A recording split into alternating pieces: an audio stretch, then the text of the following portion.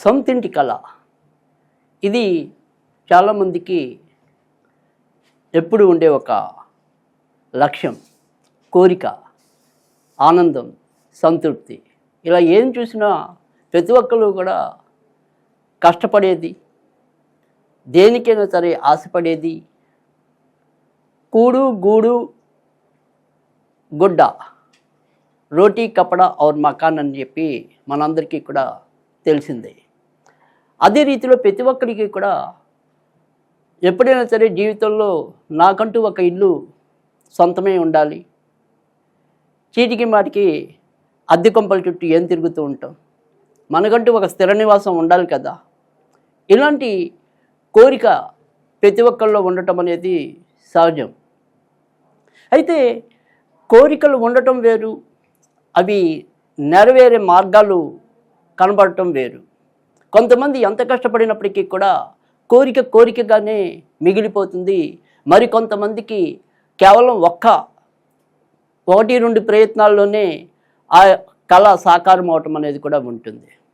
దీనికి ప్రధాన కారణం ఏంటి అంటే కనుక, ఎప్పుడైనా సరే జాతకంలో సొంత ఇంటి కళ నెరవేరాలి అంటే కనుక చతుర్థాధిపతి, లాభాధిపతి, ధనాధిపతి వీళ్ళు చాలా బలంగా ఉండాలి. ధనాధిపతి అంటే కనుక 2వ స్థానం, చతుర్థాధిపతి అంటే అర్థమవుతూనే ఉంది 4వ స్థానం, లాభాధిపతి అంటే కనుక 11వ స్థానం. ఈ 2, 4, 11 స్థానాలు ఎవరి జాతకంలో అయితే బలంగా ఉంటాయో వారికి వాహన సౌఖ్యము, గృహ సౌఖ్యము, గృహంలో శాంతి, తర్వాత ఏదైతే మనం ఇల్లు కొనుక్కుంటూ ఉంటామో మరి ఆ ఇంట్లో సుఖం ఉందా లేదా మళ్ళీ తిరిగి అమ్మేస్తామా, ఇలాంటివన్నీ కూడా మనకి జాతకంలో ఉండే చతుర్థ స్థానం మీద చాలా బలం ఉండటం అనేది ఉంటుంది. కనుక ఈ చతుర్థ స్థానం అనేది ఎవరికి బలహీనంగా ఉంటే వారికి గృహ విషయంలో ఎప్పుడు కూడా ఏవో రకమైన చికాకులు ఏర్పడుతూ ఉండటం అనేది జరుగుతూ ఉంది. మరి అలాంటప్పుడు సరే మీకు జాతకంలో మరి మాకేం అర్థమవుతుందండి, ఆ చతుర్థాధిపతి అంటే ఎవరు, ద్వితీయాధిపతి అంటే ఎవరు, లాభాధిపతి అంటే ఎవరు, ఇలాంటివన్నీ మాకేం ఎరుక. మాకు కావాల్సిందల్లా కూడా మా యొక్క కళ నెరవేరటం ఎలా, అదే మా అందరికీ కూడా కదా.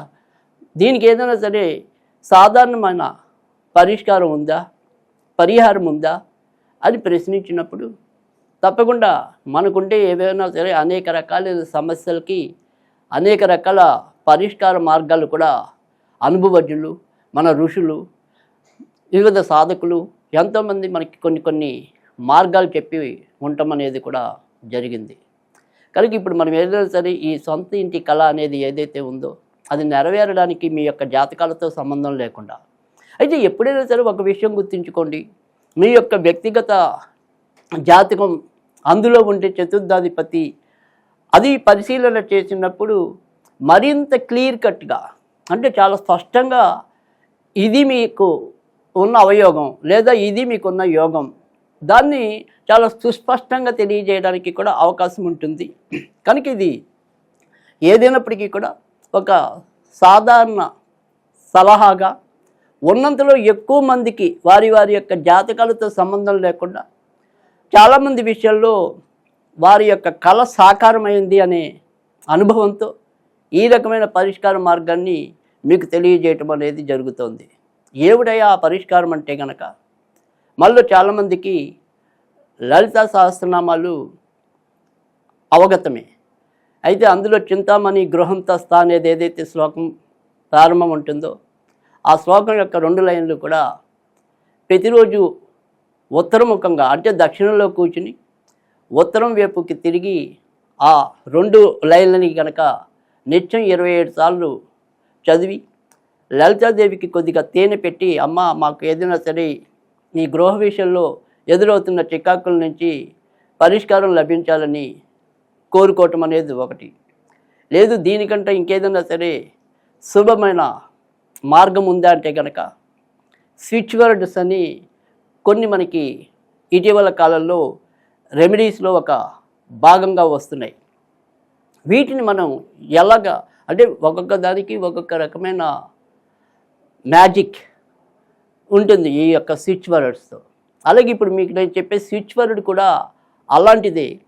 మీరు ప్రతిరోజు కూడా మీ యొక్క ఎడమ చేతి చూపుడు వేలు కింద 3 6లు ఎర్ర ఇంకు పెన్నుతో 666 అనేది 3 6లు మనం ఏదైతే ఈ ఎడమ చేతి చూపుడు వేలు కింద వేసి అక్కడ మనం divine power begin now, divine power begin now, divine power begin now ఈ రకంగా 27 లేదా 51 సార్లు ప్రతినిత్యం చదువుకుని మీ మనసులో ఉన్న ఆ ఇంటికి సంబంధించిన సంకల్పం చేసుకున్నట్టయితే కనుక తప్పకుండా నెరవేర్చడం ఏదైతే జరుగుతుంది. లేదా ఇంకా మీకు ఈ విషయంలో ఏవైనా సరే సమస్యలున్నా లేదా ఇంకా సందేహాలున్నా కింద స్క్రోల్ అవుతున్న నంబర్ ద్వారా కూడా మీరు సంప్రదించవచ్చు.